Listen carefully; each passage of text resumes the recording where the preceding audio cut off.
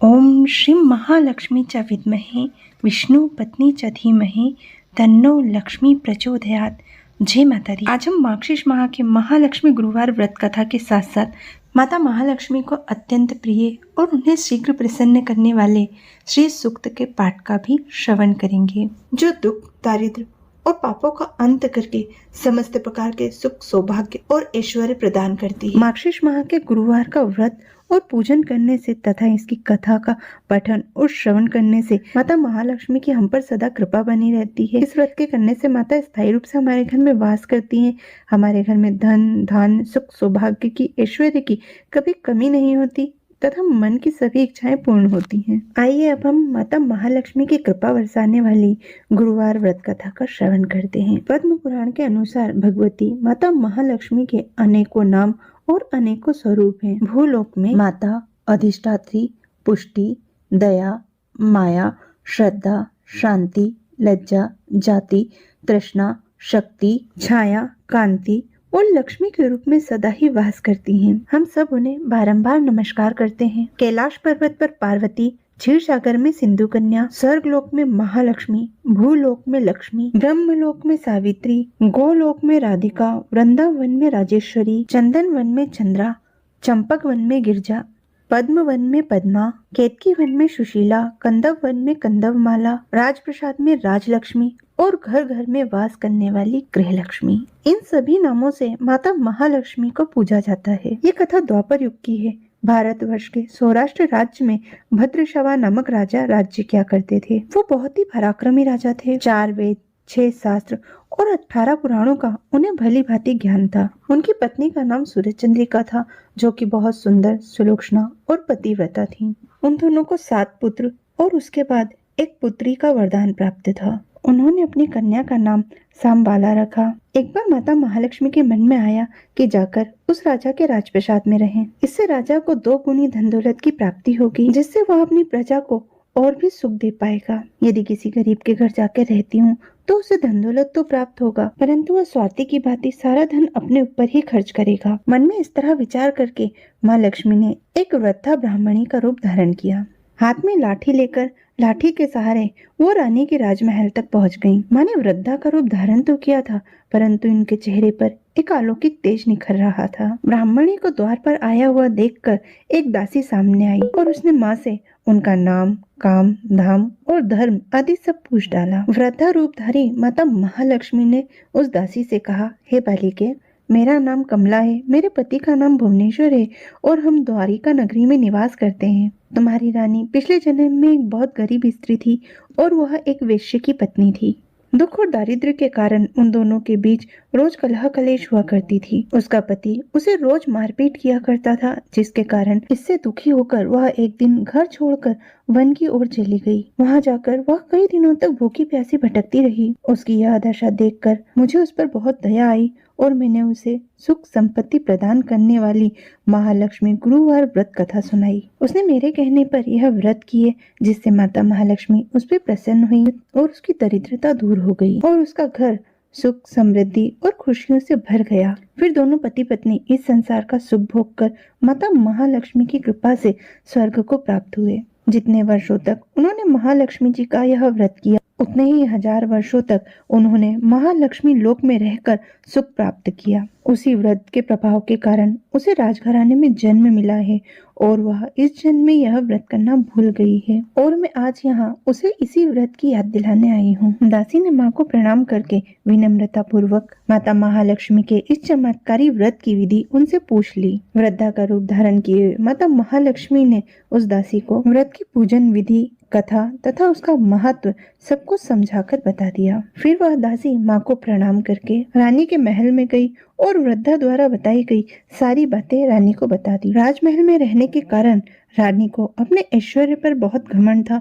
संपत्ति और अधिकारों के कारण वो बहुत अभिमानी हो गई थी। दासी के द्वारा वृद्धा की ऐसी बातें सुनकर रानी बहुत क्रोधित हो गई। उसने राजमहल के द्वार पर आकर माता महालक्ष्मी रूपी वृद्धा का बहुत अपमान किया। अपना इस प्रकार अपमान होते हुए देखकर माँ को बहुत दुख हुआ और उन्होंने वहाँ एक पल भी ठहरना उचित नहीं समझा। फिर माँ वहाँ से नाराज होकर चल दी। माँ को रास्ते में श्यामबाला मिली। श्यामबाला ने माँ को उदास देखकर बड़े विनम्र भाव में हाथ जोड़कर उनसे उनकी उदासी का कारण पूछा। माता ने श्यामबाला को सारी बातें बता दी। फिर राजकुमारी ने बड़े विनम्र भाव से अपनी माँ की ओर से कई प्रकार से क्षमा याचना की। माँ को श्यामबाला पर दया आ गई। फिर वृद्धा रूपी माता महालक्ष्मी ने श्यामबाला को व्रत का सारा विधान बता दिया। यह दिन अघन मास का प्रथम गुरुवार था। श्यामबाला ने पूर्ण श्रद्धा और भाव से माता महालक्ष्मी का यह व्रत किया। इस व्रत के प्रभाव से राजा सिद्धेश्वर के सुपुत्र मालाधर से उनका विवाह संपन्न हुआ। अब वह अपने पति के साथ सुखपूर्वक ऐश्वर्य में रहकर अपने दिन बिताने लगी। इधर महालक्ष्मी जी का अपमान करने के कारण रानी पर उनका प्रकोप हुआ, जिसके कारण राजमहल में रखी हुई सारी धन संपदा नष्ट हो गई। ऐसे में रानी ने एक दिन अपने पति से निवेदन किया कि स्वामी, हमारा दामाद इतना बड़ा राजा है, वो धनवान और ऐश्वर्यवान है। अगर आप अपनी हालत उन्हें बताएंगे तो हमारी मदद जरूर करेंगे। रानी की यह बात सुनकर राजा भद्रश्रवा अपने दामाद के पास चल दिए। उनके राज्य में पहुंचकर एक नदी के किनारे वह विश्राम करने के लिए ठहरे। रानी श्यामबाला की दासियां जब तालाब में पानी लेने आई तो उन्होंने वहां बैठे हुए राजा भद्रश्रवा को देखा और हाथ जोड़कर बड़ी विनम्रता पूर्वक पूछताछ की।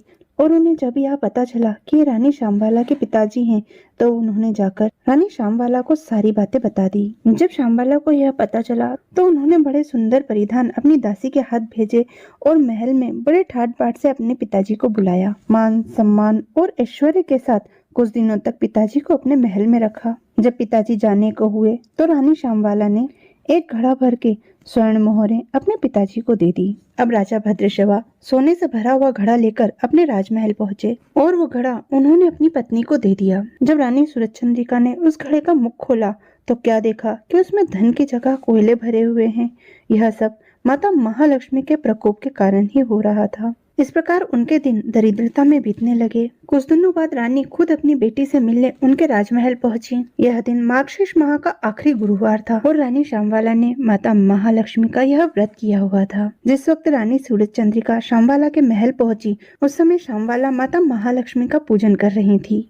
श्यामबाला ने अपनी माता से भी माता महालक्ष्मी का यह व्रत करवाया। इसके बाद रानी सूरजचंद्रिका अपने महल वापस आ गईं। माता महालक्ष्मी के इस व्रत के प्रभाव के कारण उनकी राजपाट, धन संपदा, ऐश्वर्य वापस उनको प्राप्त हो गया। अब वह फिर से सुखपूर्वक ऐश्वर्य में अपना जीवन व्यतीत करने लगी। कुछ दिनों बाद श्यामबाला अपने पिता के घर आई तो उन्हें देखकर रानी को पुरानी बातें याद आ गईं। किस प्रकार बुरे हाल में उनकी पुत्री ने उन्हें कोयले से भरा हुआ घड़ा भेंट किया था और उनके जाने पर उन्हें भी कुछ नहीं दिया था। इसलिए श्यामबाला के वहां आने पर किसी ने भी उनका कोई सम्मान नहीं किया, बल्कि पिता के घर आने पर उनका अपमान ही हुआ। परंतु श्यामबाला को इस बात से कोई फर्क नहीं पड़ा और न ही उसने किसी भी बात का बुरा माना। और जब वह जाने को हुई तो अपने पिता के घर से थोड़ा सा नमक बांधकर अपने साथ ले गई। जब वह अपने महल लौटी तो पति ने उनसे पूछा, अपने पिता के घर से क्या लाई हो? तो उन्होंने हंसते हुए कहा, जीवन का सार। राजा ने पूछा, इसका मतलब क्या हुआ?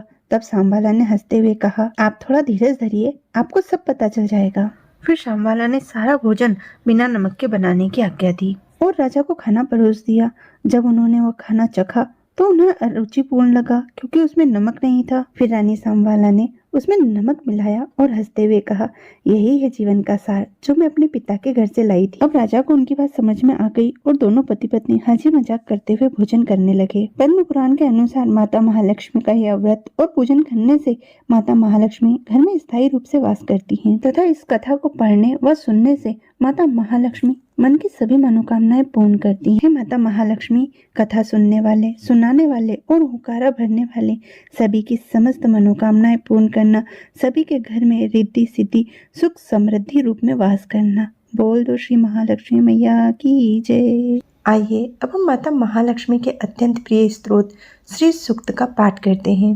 ओम हिरण्यवर्णाम हरिणीम स्वर्णरजस्रजाम चंद्राम हिरण्यमयीं लक्ष्मीं जातवेदो माँ अवाह ताम माँ अवाह जातवेदो लक्ष्मी मनपगामिनीं यस्यां हिरण्यं विन्देयं गामश्यं पुरुषान्यहम् अश्वपूर्वां रथमध्यां हस्तनाथ प्रबोधिनीं श्रियं देवी मुपहव्ये श्रीर्मा देवी चुष्ताम् कामसु स्मृतां हिरण्यं प्रकाराम् आद्रां ज्वलन्ती तृप्तां तर्पयन्तीं पद्मे स्थितां पद्मवर्णां तामिहोपव्ये श्रियम् चन्द्रां प्रभासां यशस्या ज्वलन्तीं श्रियं लोके देवजुष्टां मुदारां तां पद्मनेमीं शरण्यं प्रबध्ये आलक्ष्मीर्मे नाशितां त्वां वर्णे।